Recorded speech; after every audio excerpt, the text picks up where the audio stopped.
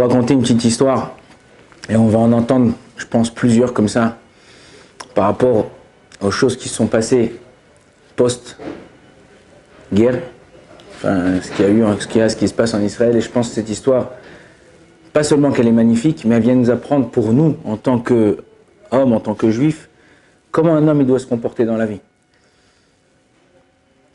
Il y avait un type, ici, les routes en Israël, vous savez, les routes impaires, la route numéro 1, la route numéro 3, la route numéro 7, c'est des routes qui traversent Israël de long en large. Et les routes paires, la numéro 2, la 6, c'est des routes qui traversent Israël de bas en haut. Et dans une de ces routes, c'était là, en l'occurrence, c'était la route numéro 1 type, il est tombé en panne d'essence, il avait une petite fille de 5-6 ans, et il attend, il sort de la voiture. En général, en Israël, au Hachem, il y a Yedidim. Vous savez c'est quoi Yedidim? Yedidim, c'est des gens gratuitement, maintenant c'est dans une application, tu les appelles, ils viennent, ils cherchent aux alentours où tu es, et ils viennent te dépanner. Bon, on ne lui connaissait pas, c'était pas quelqu'un de très religieux. Il essaye 5 minutes, 10 minutes, un quart d'heure. Au bout d'un quart d'heure, il y a un petit religieux comme ça qui s'arrête. Il dit qu'est-ce que tu as besoin, qu'est-ce qui se passe et tout. Il lui dit non, je sais pas, je suis tombé en panne d'essence et tout. Il dit ok, t'es tombé en panne d'essence, ne bouge pas, j'arrive. Il prend sa voiture, donc il est en voiture, il va à la pompe à essence, il amène une jerrycan d'essence, il vient, il lui met 5 litres, la voiture elle démarre. Il dit ah merci beaucoup, tout ça et tout. Combien je te dois?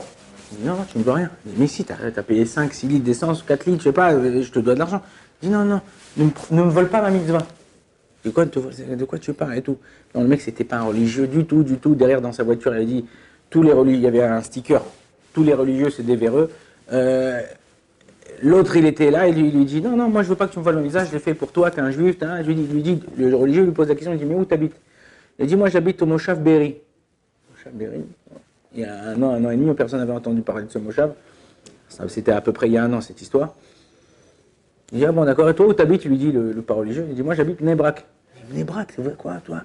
Bon, moi j'ai tout le temps entendu les religieux ils s'aident qu'entre eux, ils font pas attention aux autres, ils sont trucs. Il dit bah non voilà. Il dit regarde, bon, c'est pas pour rien qu'on s'est rencontrés. Prends mon numéro, je prends ton numéro, on s'appelle. Là je suis pressé. Il dit ok bon d'accord, on lui donne le numéro. Tous les vendredis, le religieux il appelait ce type-là de Be'eri. Allô, comment ça va? Oui, quitté. La première fois quitté. Le mec de la Gvish Misparecha. Oui, l'essence. Ah oui, d'accord, comment ça va? Hein? Je dis, regarde, j'ai pensé, j'ai une histoire pour ta fille, tu lui raconteras Shabbat. Mais non, il savait qu'il faisait pas Shabbat, il faisait rien du tout. Je dis, regarde, c'est une histoire très sympa, machin. Il commence à lui raconter ça, et après, et tous les vendredis, le religieux, il appelle le mec de Be'eri. Tous les vendredis. À tel point qu'au bout d'un moment, tu t'habitues, et le mec, il attendait le coup de téléphone du religieux. Un vendredi, le mec de Be'eri, il a devancé l'autre, il appelle. Il lui dit, ouais, je voulais te poser une question de ça et tout, bon, tu m'appelles tous les vendredis, machin, mais dis-moi, c'est pas relou, c'est pas lourd de faire Shabbat. Vous sortez pas, vous pouvez pas aller en excursion, pas de plage, pas de téléphone, pas de télé, tout. Il dit, mais t'es un fou, toi, tu sais quoi, c'est le kiff de se déconnecter de ce monde pendant un jour, 24 heures, 25 heures. Tu te déconnectais, pas de téléphone, tu kiffes, tu manges bien, t'es avec ta femme, tes enfants, tu chantes à table, tu vas à la synagogue, tu te reposes, tu kiffes. Il a dit, écoute, je te propose, viens un Shabbat chez moi. Il a dit, mais t'es un malade, toi, Shabbat. En plus, à Bnei-Brak, j'habite au bout du monde à droite, et tu me demandes de venir chez toi. Il a dit, non, il dit, allez, vas-y, pourquoi pas. Et tu sais quoi, regarde, je vais demander à ma femme, mais je pense pas, la vérité, je te dis d'avance, non. Bon, il raccroche. La semaine d'après, il rappelle. Il lui dit, voilà le truc et tout, j'ai parlé avec ma femme, c'est bon, on est prêt à venir un Shabbat. Il dit, bon, d'accord, alors maintenant laisse-moi voir, moi, avec la mienne, quel Shabbat où on est là, un truc. Il est parti voir son Rav, et voilà, il explique l'histoire, tout ça, c'est un mec pas du tout religieux. Quand je l'invite, là, on était au mois de Elul de cette année. C'est-à-dire au mois de septembre, fin août, septembre. Il explique et tout, il lui dit quand c'est que je peux l'inviter et tout. Il lui dit regardez, l'inviter à Rosh Hashanah, c'est les prières elles sont longues, tout ça et tout, il va pas kiffer. L'inviter Yom Kippour, l'inviter pendant le Shabbat entre Yom Kippour et tout ça, c'est un peu lourd, c'est un peu les Shabbatot, ils sont. Il dit, le Rav, il dit invite-le à Sukkot. Invite-le à Simchat Torah. Elle dit, ah ouais, c'est une bonne idée, Simchat Torah, on danse, vous allez boire un peu, ça va être une ambiance et tout. Après, il réfléchit, il dit, mais non, il dit à son âge, je peux pas. Il dit, pourquoi? Il dit, parce que j'ai mon père qui habite à Sderot, et on est 4 frères, et chaque semaine, c'est un frère qui va passer Shabbat avec notre père, pour pas qu'il soit tout seul. Alors là, il a dit, je comprends. Et il dit, ben, tu sais quoi? Invite ton père aussi. Invite ton père à la maison, et comme ça, il y a lui, il y a ton père, vous faites un kiff, et à lui, il sera sa femme, sa fille. Il a dit, ok, super. Et comme ça, il a fait. Il a invité quand? Le Shabbat de Simchat Torah. Et il a fait venir son père aussi, Shabbat de Simchat Torah. Ce type-là, il a été sauvé. Sa maison, elle a été brûlée complètement. S'il aurait été là-bas, lui, sa femme et sa fille seraient partis. Mais pas seulement ça. Son père, il habitait où? Il habitait à Sderot. Mais où à Sderot? Au-dessus de la station, enfin la station du poste de police qui a été bombardé, qui a été explosé. Quand quelqu'un il fait du chesed, t'aimes quelqu'un d'autre, tu fais du bien à l'autre sans attendre en retour, sans, il va te payer, il lui aurait donné un billet de 50, il lui aurait donné 100 shekels.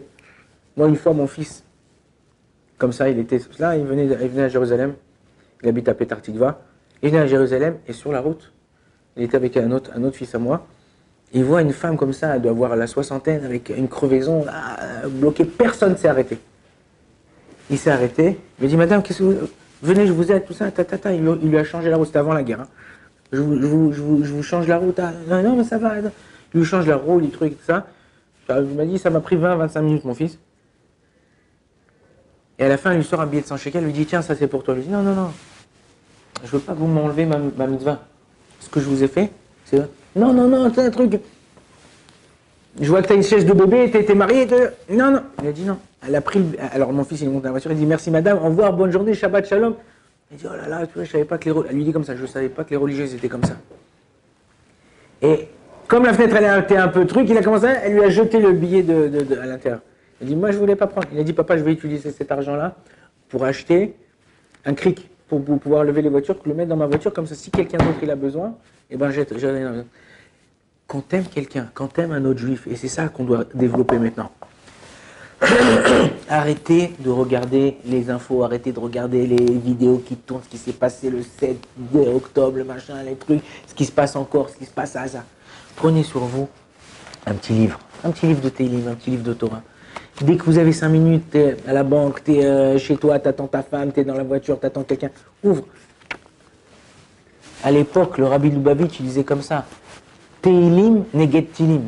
Un teilim contre les obus, contre les mortiers. Donc ça faut savoir que chaque mot que vous allez lire durant le teilim, ça va protéger un soldat qui a hasard, ça va protéger une femme, ça va protéger un otage, ça va faire revenir un otage. Mais pas perdre son temps, regarde ce qu'il a fait, t'as vu celle-là, t'as vu celui-là ce qu'il a fait, t'as vu comment il a répondu, t'as vu ce qu'il lui a dit. On s'en fout.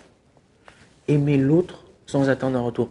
Quand aujourd'hui quelqu'un, il prie et que ce cours Bezrat Hashem soit pour que tous nos otages y reviennent et que tous nos soldats y reviennent sains et saufs. Quand on fait ça, est-ce que j'attends qu'un soldat il me donne de l'argent? Est-ce que j'attends qu'il me dise merci? Non. Parce que quand c'est ton frère, quand c'est ton père, quand c'est ta soeur, quand c'est ton frère, tu fais ça avec cœur, tu fais ça avec envie. Et Akadosh Baruch Hu, il dit, quand vous vous aimez les uns et les autres, personne ne peut rien contre vous. Et c'est ça le but. On doit essayer de faire... Aider l'autre, c'est difficile. Des fois, tu le piffres pas l'autre, tu n'as pas envie de le voir, tu n'as pas envie de lui parler. Mais de l'autre côté, il est fait à l'image de Dieu, tu es fait à l'image de Dieu. Tu peux lui apporter quelque chose, fais-le. N'attends pas en retour. Notre problème à nous, c'est que des fois on dit ah, si je lui fais ça, la prochaine fois il va venir. Si je lui fais ça, peut-être qu'il va me faire ça. Non, je fais, je m'en fous. J'avance, c'est pas grave. Moi, j'avance, je trace ma route. J'ai pas besoin que l'autre il me donne, il me fasse. Si on arrive à faire ça, alors on arrivera à faire venir Mashiach beaucoup plus vite que prévu. Baruch Adonai l'olam, amen, amen.